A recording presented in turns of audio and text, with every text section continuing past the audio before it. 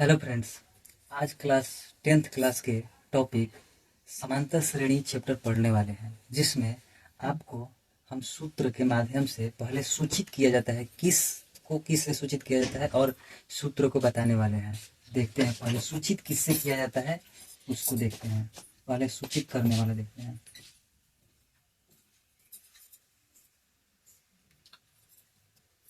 पहले आपको सूचित करने आएगा, तभी जाकर सूत्र के माध्यम से आपको समझ में आएगा। तो देखिए, प्रथम पद प्रथम पद को ए से सूचित किया जाता है। उसके बाद समांतर श्रेणी में सार्वअंतर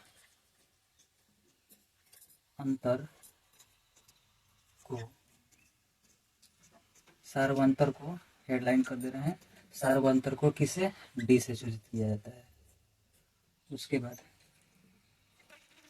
पदों की संख्या को एन से सूचित किया जाता है। उसके बाद पदों का योग एस एन से सूचित किया जाता है। उसके बाद ये वाला आपको याद रहेगा ना, तभी जाकर आपको सूत्र बनाने के माध्यम से समझ में आएगा। तो पहले हम सूचित बता दिए, इतना आपको इतना याद करना पड़ेगा, तभी जाकर आप लोगों को सूत्र याद होगा। तो अब यहाँ पे लिख दिए हैं सूचित किसे किया जाता है, और यहाँ पे सूत्र लिख दे रहे हैं। सूत्र अब देखिए, पहले एक एक एक एक, एक बता दिए हैं, और यहाँ पे समांतर श्रेणी में सार्वअंतर को भी बता दिए, पदों को संख्या भी बता दिए, और यहाँ पे पदों का योग भी बता दिए हैं किसे सूचित किया जाता है। अब पहले लिख दे रहे हैं ई एन का पद, जिसको e n a plus N minus 1 into में डी, ये वाला होता है अंतिम पद, इसको बोला जाता है अंतिम पद। यहाँ पे लिख देते हैं सूचित किसे किया जाता है। ए एन सूचित किया जाता है अंतिम पद।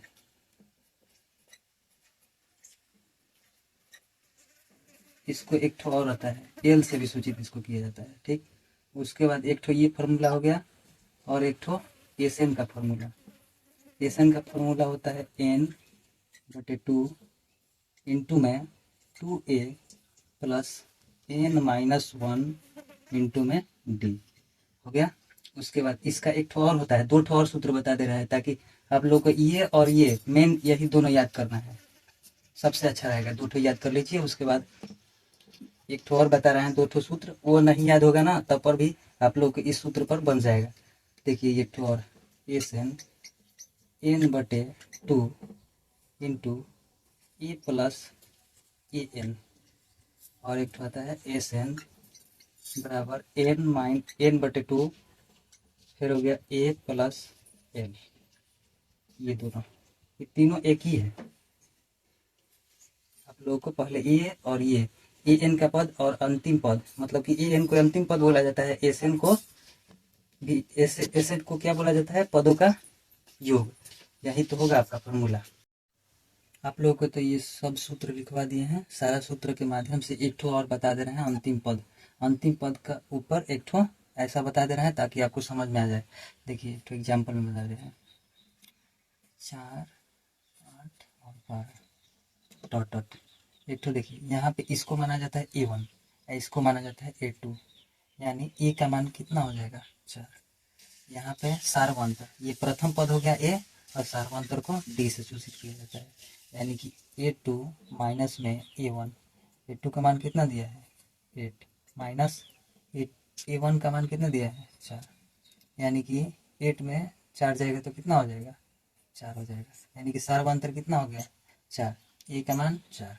उसके बाद आपको निकालना पड़ेगा क्या?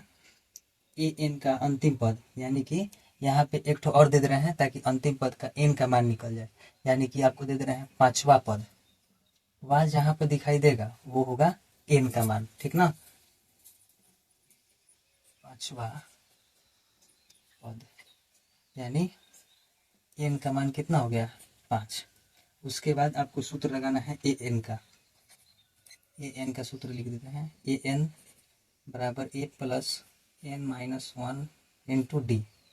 ए का मान कितना दिया है 4, फिर प्लस हो जाएगा, एन का मान कितना दिया है 5, माइनस 1 हो जाएगा सूत्र में का, फिर यहाँ पे कुछ नहीं है इंटू है तो गुना हो जाएगा, डी का मान कितना हो गया 4, उसके बाद हो गया 4 प्लस 5 में से 1 जाएगा 4 हो जाएगा गुने 4, उसके बाद यहाँ पे होगा 4 प्लस 4 चौके 16, 16 और 4 कितना हो गया 20, यानी कि हमारा आंसर आ गया ए एन का मान।